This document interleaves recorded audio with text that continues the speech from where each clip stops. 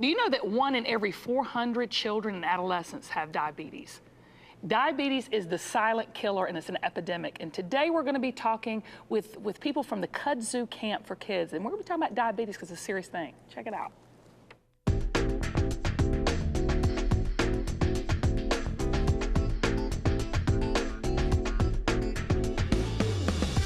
Listen, we're talking about diabetes today, and I'm being convicted as I'm sitting here, Kat and Bethany, thank you for coming, being a part of this show, talking about Camp Kudzu, because it's a camp for kids with diabetes. Talk to me. Right, yeah. So I mean, how does that come about? How do you decide to make a camp for? Right, you know, we have a really interesting, colorful history. About 13 years ago, probably a very similar table to this, we had some parents that were sitting around and said, hey, my child's living with diabetes. I can't find an opportunity camp-wise for my children to go to. What can we do? And sometimes when we get pushed to what can we do it. And so here we are, 13 years old. We're put together by health practitioners and parents. So we want our kids to have a camp experience for kids that are living with type 1 diabetes. And there we are. And type 1 is, let's explain what type 1 and type 2 is, because a lot of people watching saying they're struggling with diabetes or being diagnosed. 80 people per day is diagnosed. Yeah. So there's a difference between type 1 and type 2 diabetes, and those are the two main diagnosis of diabetes in the United States. So type 1 diabetes is generally diagnosed in children, so it used to be called juvenile diabetes, and that is a disease where your pancreas stops making insulin. And is that genetic, like you're born with that? Yes, you are born with that genetic predisposition, and then something offsets it, and there's still a lot of research going on to determine what that trigger of the onset of the disease is. Now, Bethany, as the medical director of the Camp Kudzu, what do you do? Do you keep the kids on lockdown from sugar? Because honestly, that's what I think diabetes, I'm like, sugar. So with type 1 diabetes, no matter what you eat, if it has carbohydrates at all, so whether it's a piece of bread or a piece of cake, you have to take insulin because your body doesn't make that insulin anymore. So it's important to eat a well-balanced, healthy diet just because that's important for our overall health. But when it comes to diabetes, if you have to carb count everything you eat, you can still have that cake, you can still have that bread, but you have to be able to account for it and take the right amount of insulin. So it's a very heavy responsibility on our kids. How do the kids, man, they got to grow up fast. I mean, how young is the camp go to? So we have campers age 8 to 16, and each cabin group has a clinician who is someone who is licensed and understands diabetes and helps keep track of their blood sugar levels through the day and writes everything down. And then every day the clinician goes to the endocrinologist on site and has the endo review the books. And an endocrinologist is someone who specializes in diabetes management. So. Wow. Yeah. And Kat, so what kind of activities these kids have? I mean, because does diabetes limit a camper? You know, that's a great question, in that I think sometimes people have all these thoughts around the disease, and we are so full of I can instead of I can't. And like Bethany mentioned, our kids have to count the carbohydrates, the sugar that they take in their body. But other than that, we make them have the opportunity to do a bunch of things. We can go horseback riding, you can go down zip line, take swimming lessons, you can glue uncooked pasta to construction paper. I mean, we have an arts program. And those are always the fun things to do. You've got to do that at camp. Right. We do a lot of live music. We do a drumming program. We have a puppet program. So all those parts and pieces that makes camp. And just the offset is the fact that our kids are living with type 1 diabetes. Type 1. And now, what's type 2? Do you have any, is everybody at the camp type 1? Right. So all of our campers are type 1 diabetes, which is also called insulin dependent, like I said before, juvenile. Medical, yes. Right. But type 2 diabetes affects 90% of those diagnosed with diabetes in the United States, but it's generally a lifestyle, and your body just makes the right amount of insulin, but your body doesn't know what to do with it because of potentially some inactivity or the way we eat, which definitely is a big deal. But this type 1 is almost always affects children, and it's lifelong, it's chronic. Bethany, is that life-threatening to this type 1 way more than like type 2? Not necessarily. It really just depends on the complications that could come hand in hand with type 2. A lot of times type 2 goes undiagnosed longer. Type 1 diabetes, though, is much more, you see much more fluctuation in blood sugar levels because everything you put in your mouth has to be accounted for with an injection of insulin. I didn't even know that. Yep. So 8-year-olds are giving themselves shots. Right. I mean, that's the lifelong skill as part of our camp program. You know, our kids can shoot basketball well, they can get on a horse and stay on, but then they need to manage their health. And that's the unique thing about our kids is that they have this genetic roll to die that they didn't ask for, but it's there. And so some of those things, the messages our kids hear are like, can you be more active? Can you lose weight?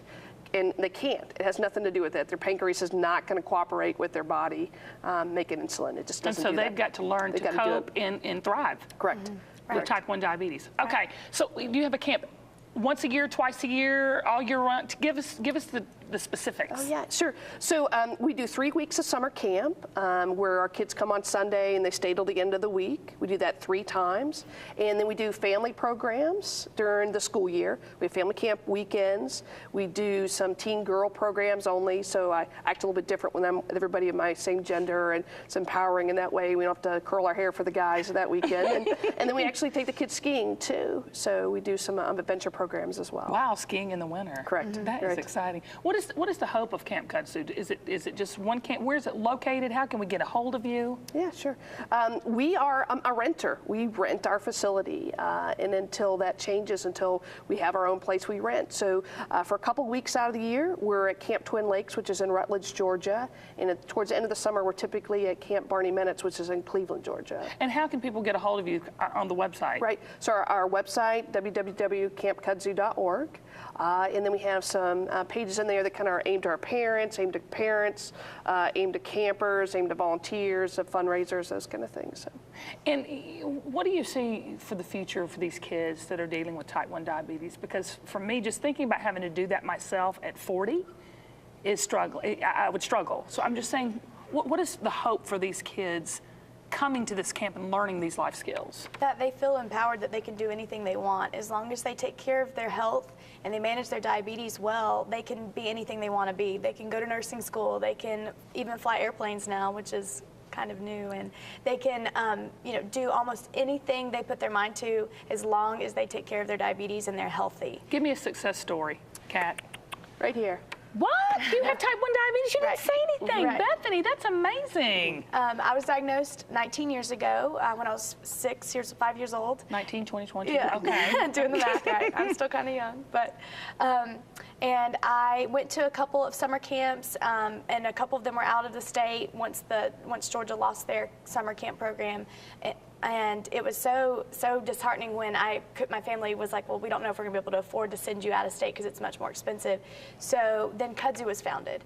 And I started going to Kudzu when I was 12 and continued through there as a volunteer. When I graduated nursing school, I went back as a clinician and worked with campers and started working as a diabetes educator at a local pediatric diabetes center here in Atlanta.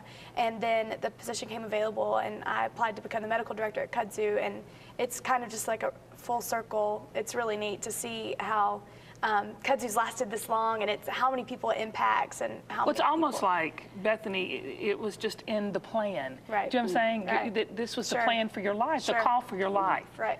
Was to educate. Right, and I think that's a great point. Like we have 400 volunteers that come to camp that help us. They're cabin counselors, they're medical people.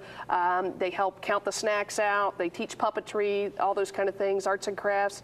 And I think that's the whole thing. And it's interesting. Bethany and I spent a lot of time during the year interviewing them, and they will tell us those really negative stories, like, "Oh, I didn't know that. They can have sugar. I didn't."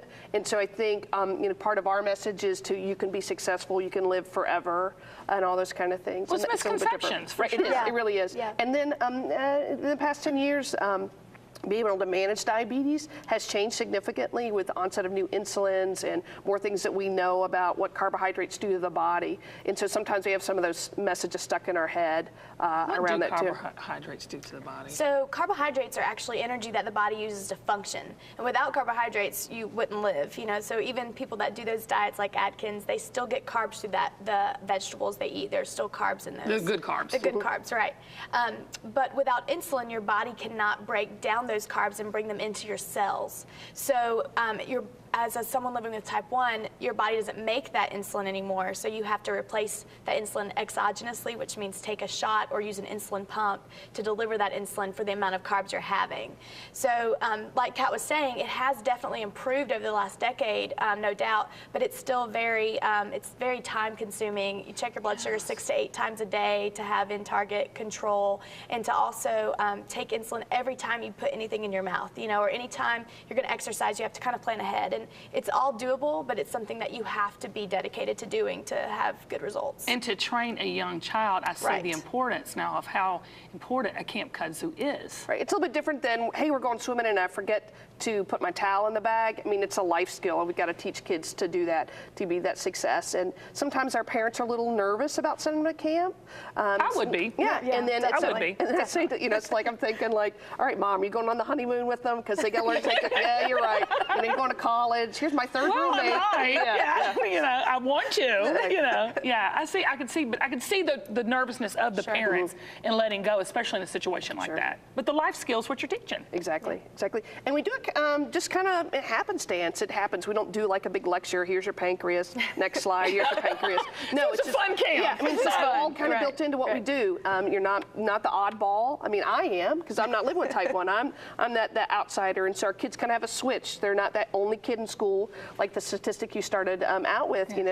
It's not that common. Between 400 and 600, there's only one. Yeah. And if you go to school, there's 600 kids. You're that one, or maybe there's 2 of you. And it's important to everybody listening that there's the type 1 and type 2 is very, very different. Type 2 is manageable. Sure. And type 1 as well. It's manageable. It's just It's a whole different ballgame. Okay. A lot of times we say in the diabetes community anyway that they should have 2 different names because they are so I would think different. so. Sure. Because it's confusing. Diabetes and purple would work well because they really are that different. It's very Wow. it's very different. And what is the hope for the camp for the future? I mean, do you see it growing? Do you see it multiplying, traveling, going? Currently, we serve about 600 campers in the summer. There are about 6,000 in the state of Georgia, though, that are pediatric, so that they could theoretically come to our camp. So we're serving only 10% in the state.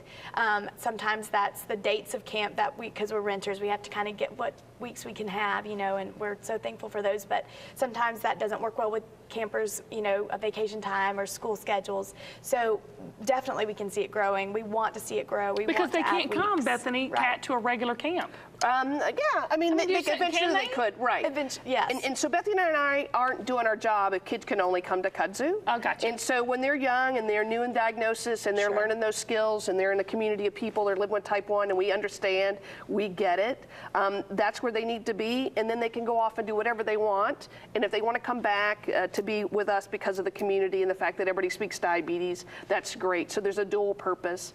Now, and then this is kind of not to belittle it or whatever, but it's like, have you ever been to a foreign country and you just want to hear somebody speak English? And sometimes our kids want that. They just want to hear diabetes. They don't want to have to explain why they're checking their blood sugar or why they're stepping away from the group or why they're going this way to their plate. And how unique is it when they have to do that and with other people who don't know what type 1 diabetes is?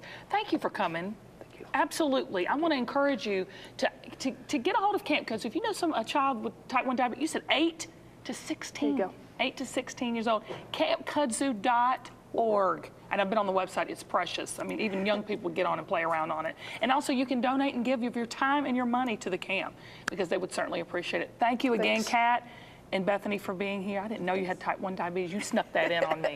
And I do appreciate you coming in. Thank you for watching. And we'll be around, so check us out. Thanks.